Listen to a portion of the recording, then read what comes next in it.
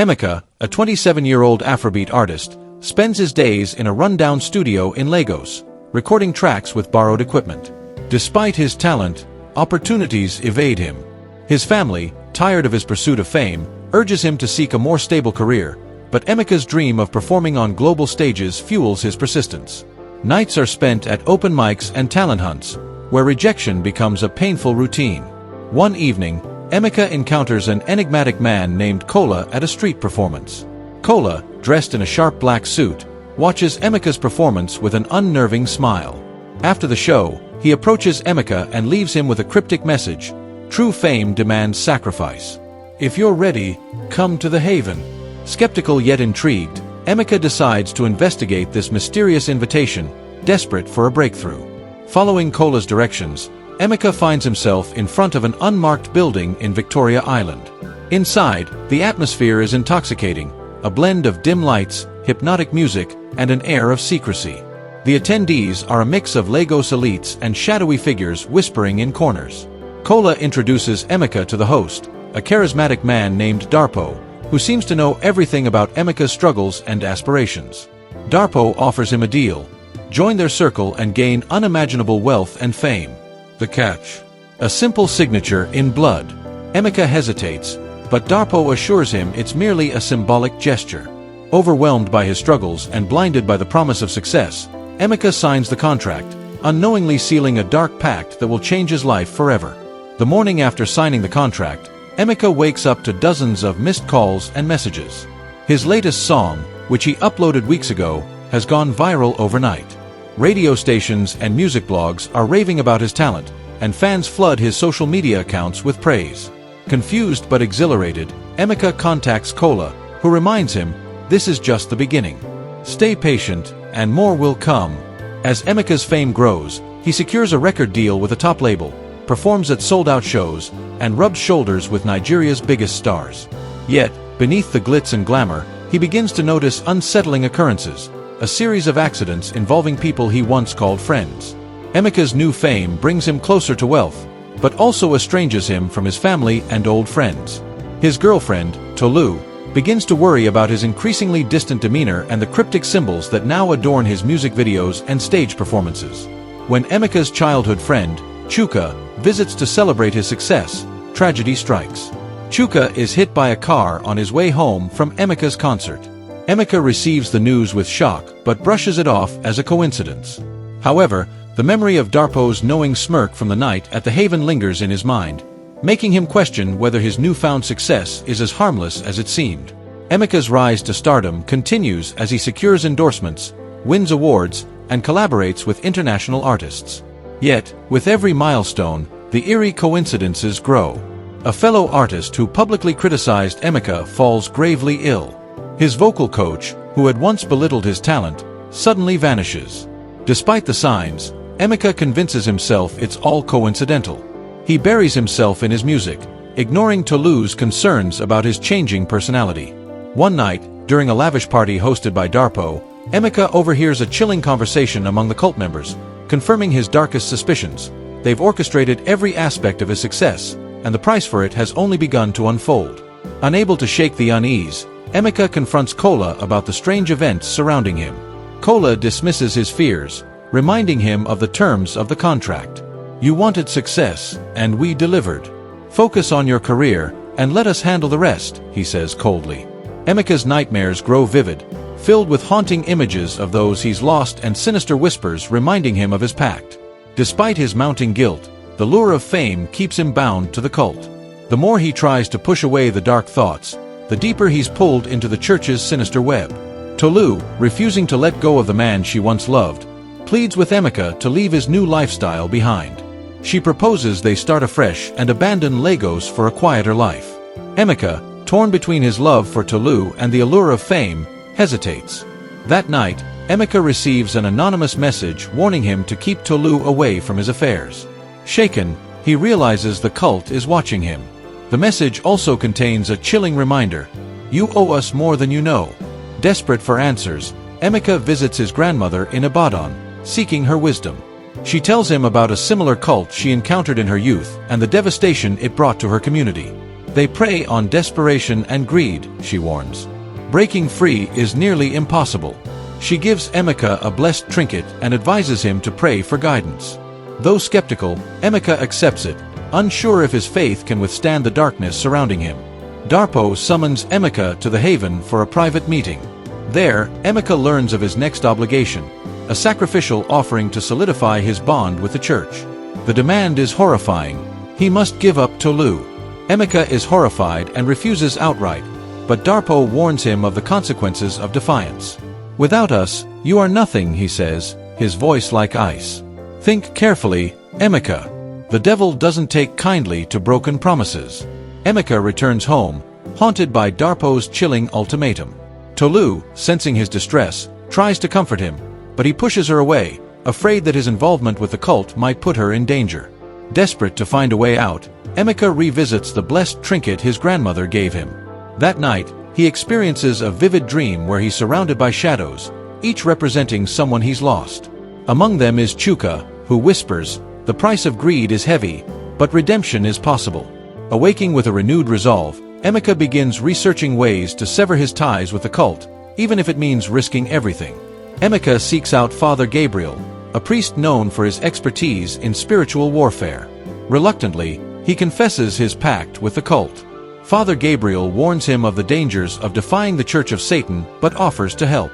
The priest explains that Emeka must undergo a cleansing ritual, but it will require immense faith and personal sacrifice. "Your soul is in a battle," he says gravely. "The devil will not release you without a fight." Emeka agrees, unaware of the chaos this decision will unleash.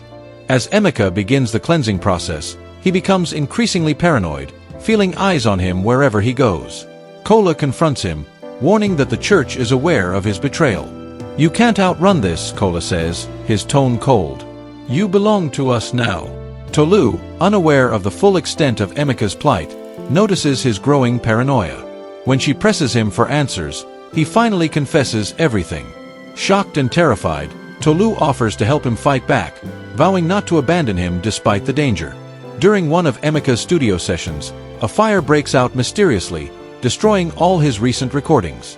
Though unharmed, he knows this is a warning from the cult. Darpo calls him later that night, reminding him of the sacrificial deadline. "You can't escape us, Emeka," Darpo says ominously. Emeka grows more determined, but Tolu begs him to reconsider his defiance. "We could just leave," she says. But Emeka knows running won't save them. This battle can only end with victory or submission. Father Gabriel provides Emeka with protective prayers and rituals to guard against the cult's influence. As Emeka participates in the cleansing, he begins to feel lighter, his nightmares diminishing. However, this newfound peace is short-lived. That night, Darpo and Kola appear in a dream, offering him a final chance to comply. "We'll forgive your rebellion if you fulfill the sacrifice," Darpo says. Emeka refuses, but the vision ends with an ominous warning. "Your loved ones will pay for your arrogance." Emeka awakens to find Tolu missing. Her belongings are untouched, but there's no sign of her anywhere. Panicked, he contacts her friends and family, but no one has seen her. A cryptic note is left on his doorstep. "We warned you." Distraught, Emeka returns to Father Gabriel, who warns him that the cult may have taken Tolu to force his compliance. "This is a battle for your soul, but it seems they've made it personal," Gabriel says, urging Emeka to stay strong. Emeka throws himself into finding Tolu, hiring private investigators and scouring the city for clues. Every lead brings him closer to despair until a witness mentions seeing Tolu near the haven shortly before she vanished. Determined to confront Darpo, Emeka prepares for the confrontation, armed with nothing but his faith and the protective rituals Father Gabriel has taught him. He knows he's walking into a lion's den but refuses to let Tolu suffer for his choices. Emeka arrives at the haven, his heart pounding with fear and resolve. Inside, the atmosphere is darker than before. An eerie silence replaces the usual music and chatter. He finds Darpo seated in a lavish lounge, sipping wine as though expecting him. "Welcome back, Emeka," Darpo says with a sly smile. "Have you come to honor your agreement?" Emeka demands to know Tolu's whereabouts, but Darpo only chuckles. "She's safe for now," he replies, "but that depends on your decision." When Emeka refuses to submit, Darpo's smile fades. With a wave of his hand, the room shifts, revealing Tolu bound and unconscious. "This is your last chance," Darpo warns. "Fulfill the sacrifice, or watch her suffer." Emeka's desperation grows as Darpo begins to chant, summoning a dark force that surrounds Tolu.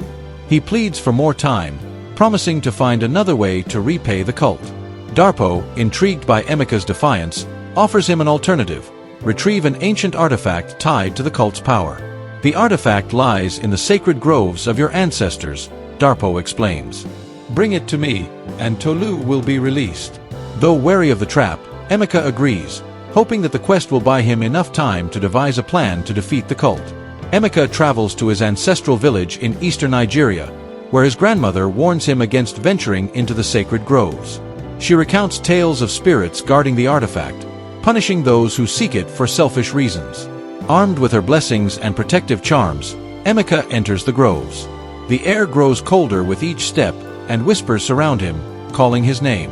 Despite the fear gripping him, he presses on, determined to save Tolu. Deep within the groves, Emeka encounters 3 spirit guardians who question his intentions. They test his resolve with illusions of his deepest fears, visions of Tolu suffering and his family abandoning him. Overcoming his fears through sheer determination, Emeka convinces the spirits of his sincerity. They grant him the artifact, a small black orb glowing with an unsettling light. "This power is dangerous," they warn. "Use it wisely, or it will consume you." With the artifact in hand, Emeka returns to Lagos. He consults Father Gabriel, who identifies the orb as a vessel of the cult's power. Gabriel warns that handing it over to Darpo would strengthen the cult, but destroying it could come at great personal cost. Emeka struggles with the decision, torn between saving Tolu and potentially unleashing even greater darkness. Gabriel advises him to pray for guidance, reminding him that true salvation often requires sacrifice. Darpo grows impatient, sending Kola to threaten Emeka. "The longer you delay, the worse it will be for her," Kola says, showing him a video of Tolu surrounded by cult members. Emeka's anger boils over, but he stays firm in his resolve. Determined to outwit the cult, Emeka begins devising a plan to use the artifact against them. With Father Gabriel's help, he learns a ritual that could weaken the cult's influence, but it requires Emeka to risk his life. Emeka contacts Darpo, pretending to comply. He arranges a meeting at the Haven to hand over the artifact, secretly planning to use the ritual against the cult. Gabriel warns him of the risks but promises to support him with prayers during the confrontation. As the meeting approaches, Emeka wrestles with fear and doubt. He spends the night reflecting on the choices that brought him to this point, vowing to redeem himself and save Tolu, no matter the cost. At the Haven, Darpo greets Emeka with a triumphant grin. The room is filled with cult members, their eyes glowing faintly in the dim light. Emeka hands over the artifact, but before Darpo can use it, Emeka begins chanting the ritual. The atmosphere shifts as a blinding light emanates from the artifact. The cult members scream in pain, their power waning. Darpo, enraged, lunges at Emeka, but a protective barrier surrounds him, shielding him from harm. As the ritual weakens the cult, Emeka uses the chaos to find Tolu. He discovers her locked in a dark room, barely conscious. With her arms around his neck, he carries her out of the building, dodging cult members who are too disoriented to stop him. Once outside, they are met by Father Gabriel, who helps them escape to a safe house. Tolu, though weak, expresses her gratitude and vows never to leave Emeka's side again. Despite the success of Emeka's rescue mission, the cult's wrath follows him and Tolu. Strange accidents and terrifying apparitions plague their days. Emeka knows the cult will not stop until he is either destroyed or brought back under their control. Father Gabriel prepares Emeka and Tolu for the inevitable confrontation. "The battle is far from over," he warns. "The artifact may have weakened them, but they will stop at nothing to regain their power."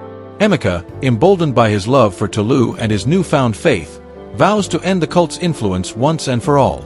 Darpo, nursing his injuries and seething with anger, calls for a full assembly of the cult. He demands that Emeka and Tolu be captured at all costs, declaring, "No one defies the Church of Satan and lives to tell the tale." Meanwhile, Emeka and Tolu begin rallying support from people who have been victims of the cult. Survivors of the Church of Satan's manipulation share their stories, forming a coalition to stand against the organization. "Their strength is in fear and secrecy," Emeka tells them. "If we expose them, we weaken them. Emeka leads a daring operation to expose the cult. Armed with recordings, witnesses, and the remnants of the artifact, he plans to reveal the Church of Satan's existence to the world. The confrontation takes place at an abandoned warehouse, where Emeka lures Darpo and the cult leaders into a trap. As the confrontation escalates, Darpo summons dark forces to subdue Emeka. A fierce spiritual battle ensues, with Emeka and Father Gabriel invoking prayers and chants to counter the cult's dark magic. Tolu, though terrified, stands by Emeka, her unwavering love giving him strength. With one final prayer, Emeka channels the artifact's energy, destroying its connection to the cult. A blinding light engulfs the warehouse, severing the cult members' ties to their dark powers. Darpo collapses, his hold over the cult broken. The survivors of the cult flee, leaving behind a weakened Darpo, who curses Emeka with his dying breath. Emeka and Tolu emerge victorious but deeply scarred by the experience. The battle has cost them dearly, but they know they have taken a significant step toward dismantling the cult's influence. Months later, Emeka begins rebuilding his life. He returns to music, this time creating songs that tell his story and inspire others to resist the temptations of greed and power. His music becomes a beacon of hope for those who have faced similar struggles. Tolu and Emeka, now engaged, focus on healing and helping others. Father Gabriel continues his mission to fight against spiritual darkness, often collaborating with Emeka to spread messages of faith and redemption. Though the scars of his ordeal remain, Emeka finds peace in knowing that he has reclaimed his soul and his purpose. His journey becomes a testament to the power of love, faith, and the courage to stand against evil. Thanks for watching, and I hope you enjoyed this episode. Kindly share, subscribe, and hit the bell button for more stories like this.